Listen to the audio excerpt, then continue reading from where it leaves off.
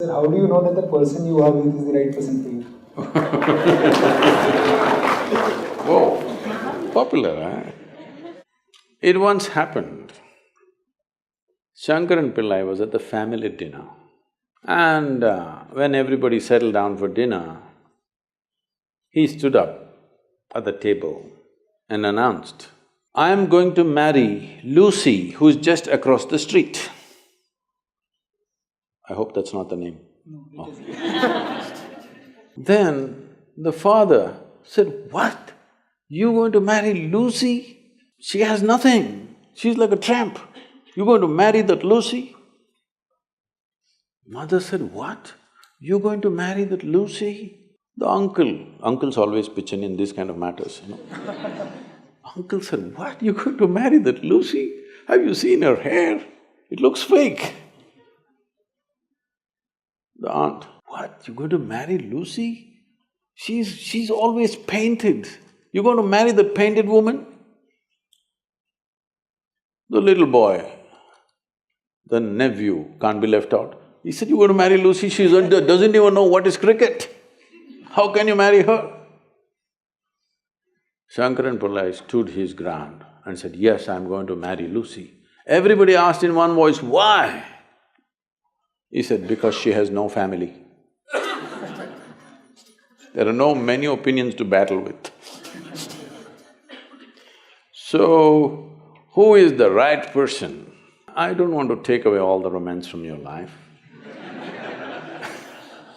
But let me tell you this, there is no right person on this planet. If you put your heart into something, something may become wonderful. Is it the right thing? There's no right thing. Nobody ever found the right person anywhere, okay? If you get into that kind of unrealistic mindset, "I have found the right person," oh, you will be soon disappointed. You must understand, there is no right person. First thing is to see whether I am the right person. Yes, am I the right person? And there are no right people on this planet. If you understand, you have your nonsense, they have their nonsense, we can adjust nonsense. Go on. We must understand relationships are formed for various needs. There are physical needs, there are psychological needs, there are emotional needs, there may be social needs, there may be financial needs, various kinds of needs. So when you're going to somebody with so many needs, you're going as a beggar, and a beggar cannot choose. Hello? Beggar eat what comes his way, isn't it? He cannot choose. So, if you really want to make a choice in this world, first and foremost thing is, you bring yourself to your place where your experience of life is just pleasant by yourself. You're wonderful. Now, let us see what gets drawn to this one. If you're really wonderful, things will happen in every way, I'm saying. In terms of career, in terms of marriage, in terms of relationships, the best will happen to you because you made yourself like this. Instead of trying to work on somebody and fix them, if you work upon yourself and make you so wonderful that everybody wants to be with you, then there is a choice. And this whole thing is an American thing, that there is a soulmate somewhere. God made just one more person just for you, but these days every 2 years he keeps making one more person just for you. Obviously, God is making too many mistakes with you. See, body needs a mate, understandable. Maybe psychologically also you need a mate, understandable. Emotionally you need a mate.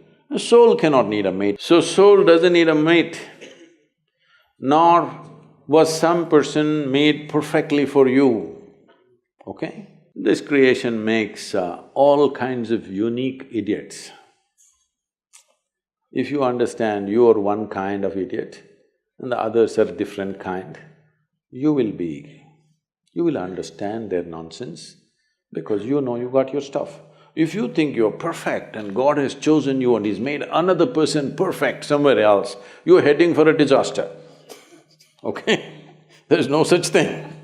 Even, people today, after 5,000 years, people are still adulating and worshipping Krishna as the greatest lover, but his wives are dead unhappy with the guy.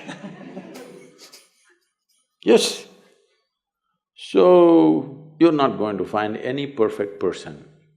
If you invest a deep sense of involvement, something wonderful may happen.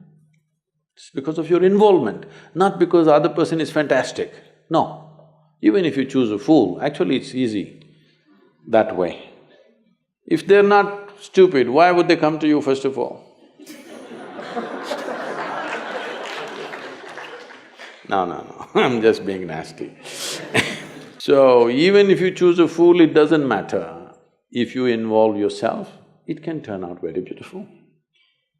You chose the smartest person in the universe, it could be a disaster. So, do not think in terms of, whatever this made for each other nonsense. No. You choose the opposite, actually. But after some time, after a little bit of time, you slowly start expecting they're just like you. This is a serious mistake. Because if one more person becomes just like you won't be able to bear with them for 2 days. Hello? Please tell me. If there's one more person just like you at home, could you live there? You're glad they're different. It's wonderful, nobody is like you, isn't it?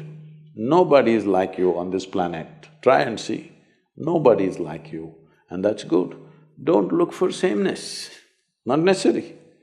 It's a difference which makes because of the difference you tango, not otherwise